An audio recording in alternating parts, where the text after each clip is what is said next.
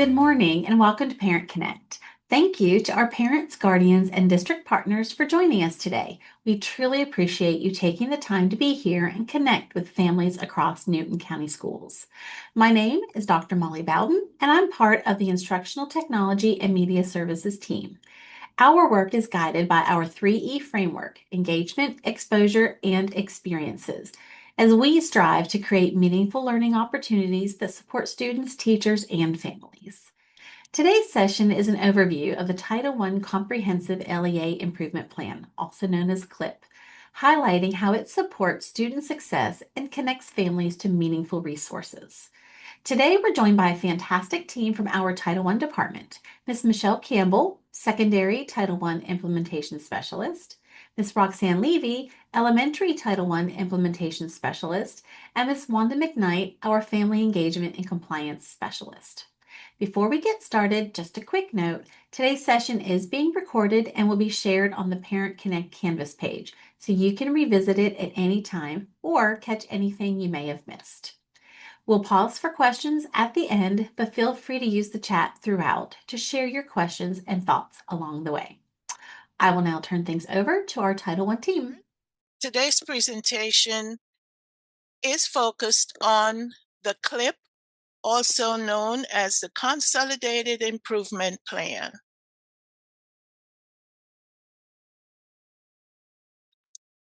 First, we want to share our mission. Our mission at Newton County is to provide educational excellence for all students. Our vision: all students will be well-rounded and prepared for the future.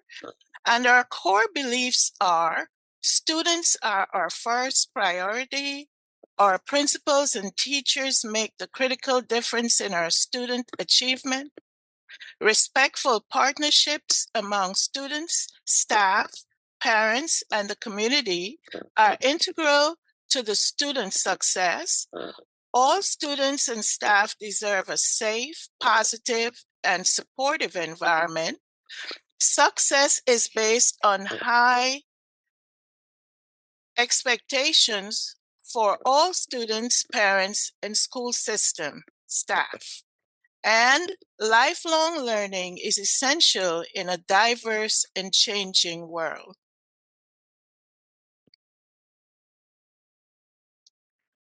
Our focus will be, as outlined in our agenda, to review federal programs in Newton County, look at the purpose of the Consolidated Improvement Plan, the results of the Comprehensive Needs Assessment, goals and action steps, organizational priorities, review of 1% Title I Family Engagement Set-Aside Input, review District Title I Parent and Family Engagement Plan, community input, and then we will field questions and comments. Federal programs in Newton County is a big umbrella, and under that umbrella, there are several parts. Outlined on this slide, you will see the different parts and the people responsible for, or the contact people for, the individual parts. First, we have Title I Part A, improving the academic achievement of the disadvantaged. We have Title I Part A, Section 1003, School Improvement Grant. We have Title I Part C, Education of Migratory Children. Title I Part 2, Part A, Supporting Effective Instruction. Title I Part 3, Part A, Language Instruction for English Learners and Immigrant Students. Title I Part 4, Part A, Student Support and Academic Enrichment Grant. Title I Part 4, Part B, 21st Century Community Learning Centers, also known as ASAP locally in the schools. Title I Part 6, Students with Disabilities Individuals with Disabilities Education Act.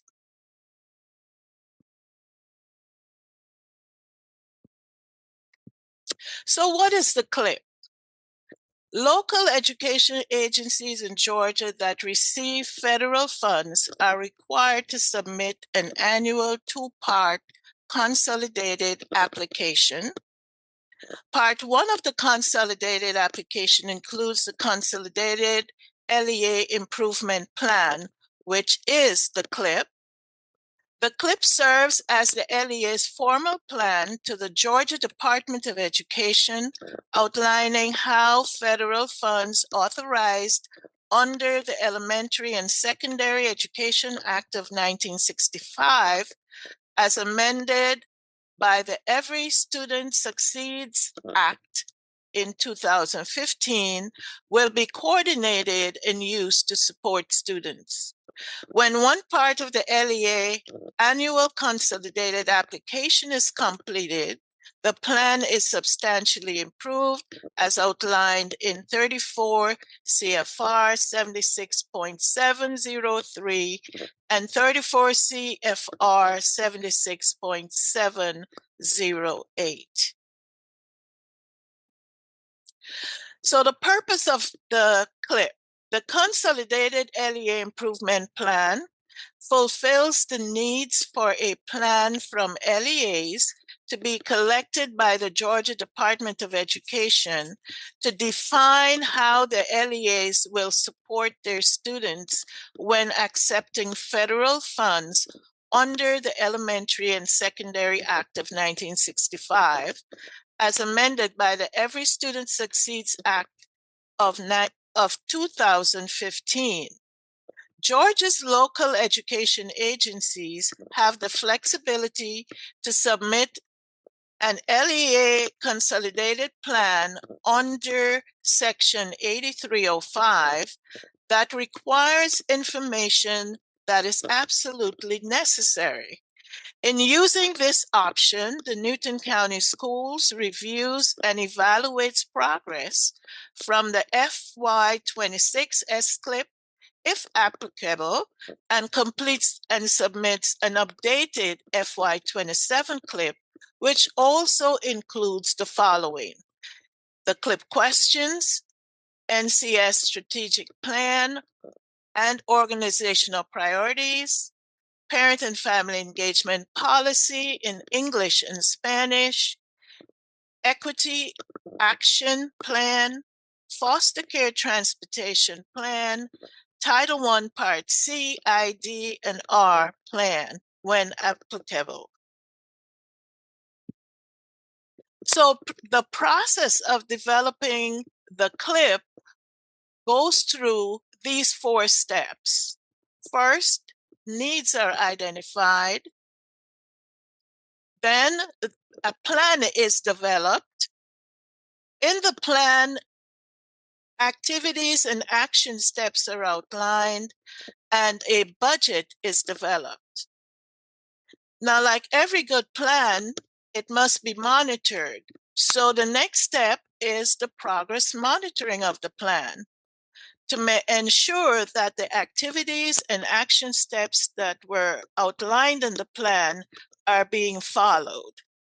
And finally, the plan is evaluated to determine its effectiveness of whether the activities and action steps were achieving the goals as outlined. Good morning. I'm going to take on the section regarding the comprehensive needs assessment. And as discussed prior, is conducted annually at the county level as well as the school level.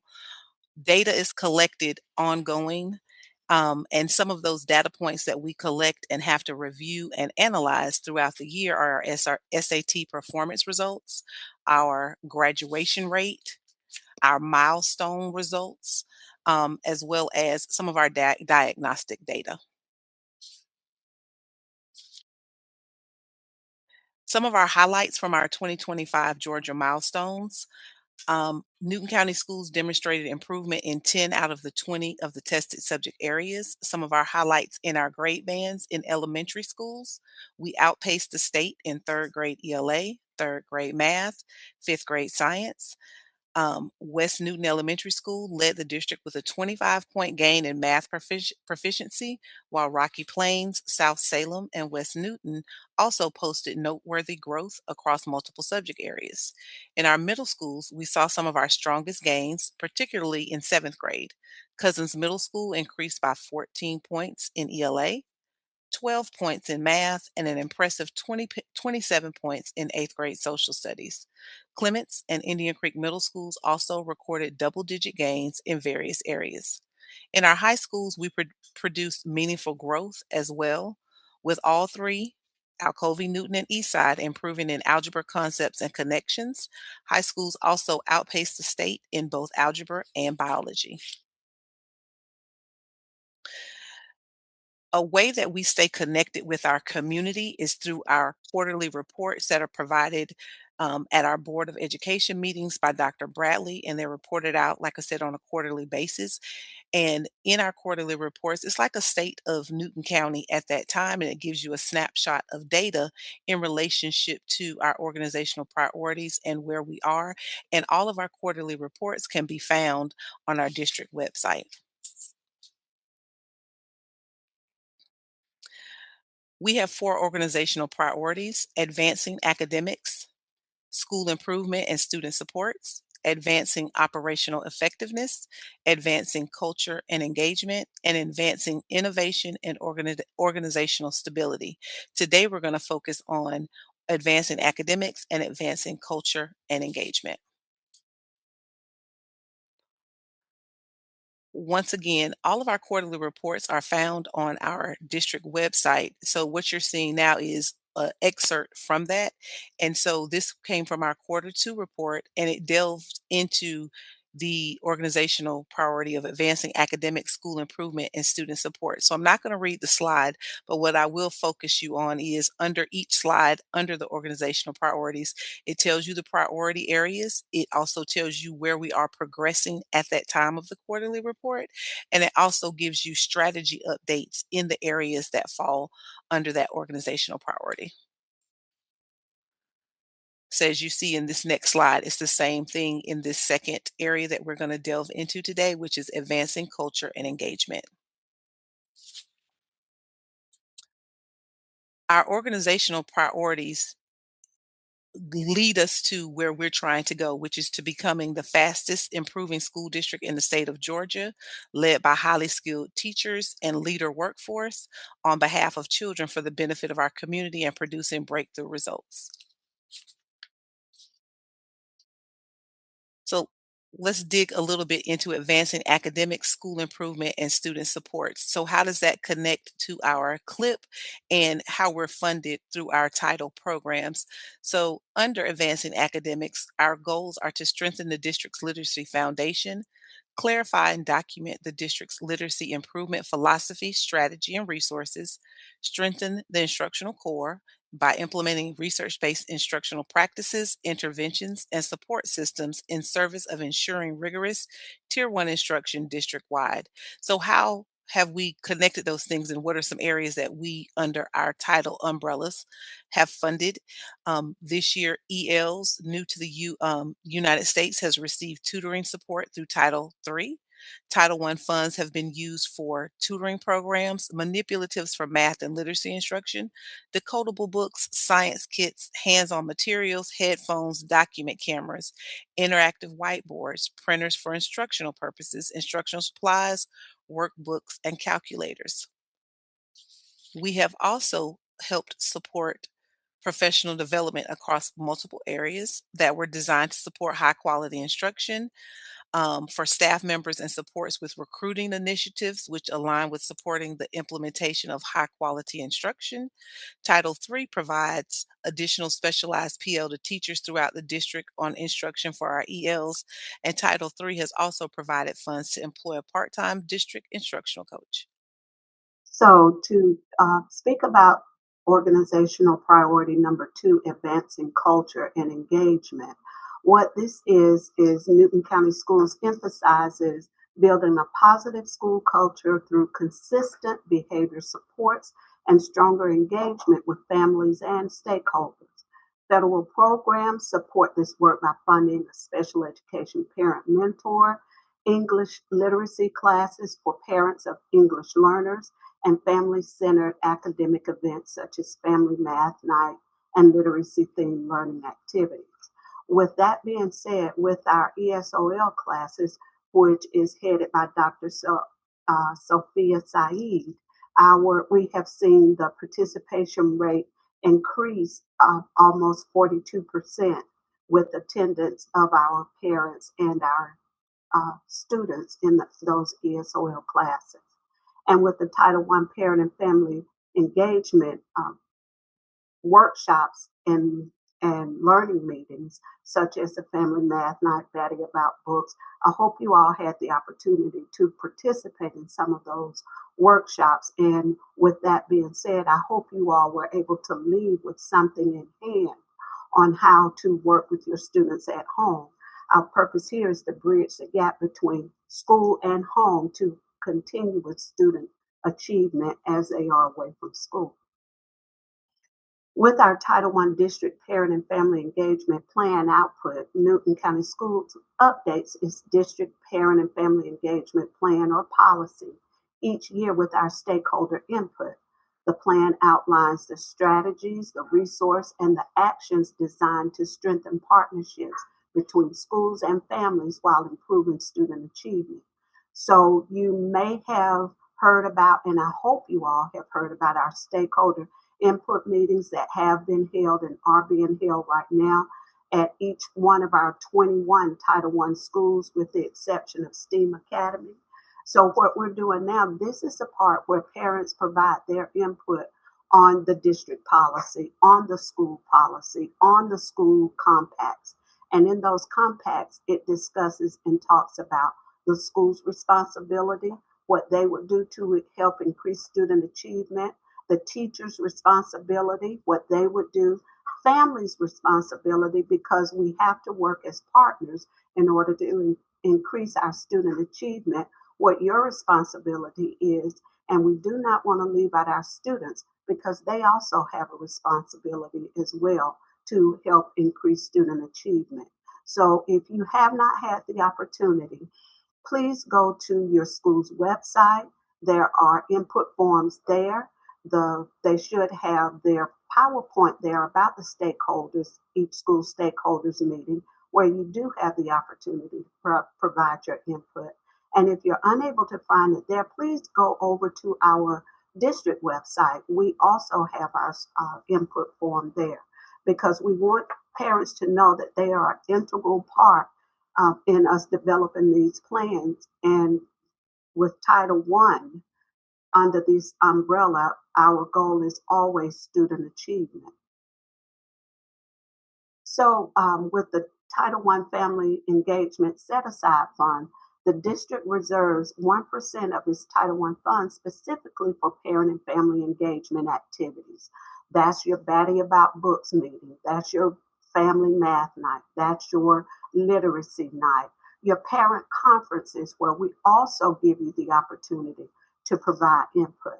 So stakeholders are invited to provide input on how these funds should be distributed, including options such as poverty counts, federally identified schools, accountability data, program evaluations, district-wide activities, or a combination of methods. But Newton County Schools uses the full set-aside to support family engagement initiatives in all of its 21 schools.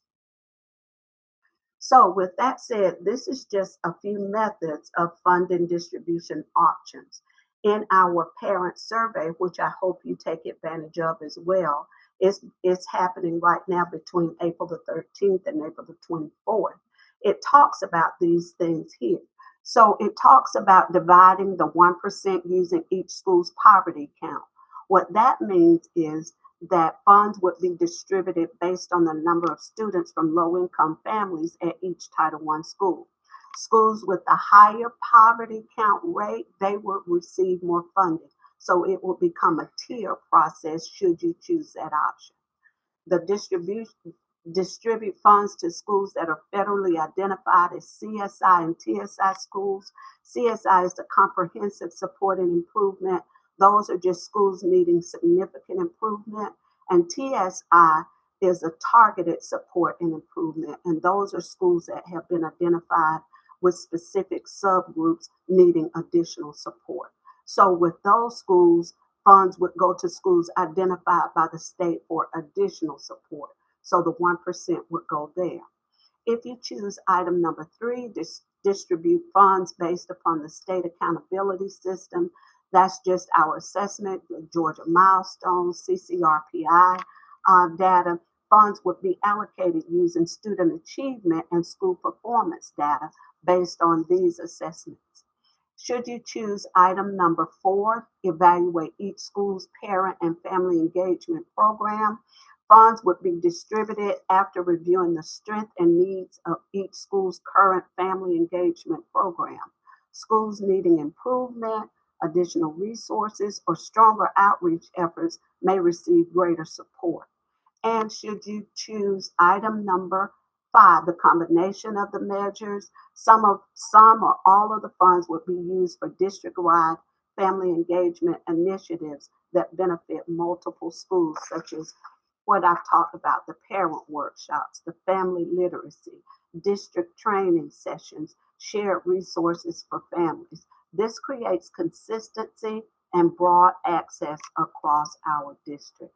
So again, we allocate 1% of its total Title I funding to fulfill parent engagement and parent involvement requirements. The entire set aside is dedicated to supporting family engagement initiatives in our Title I school.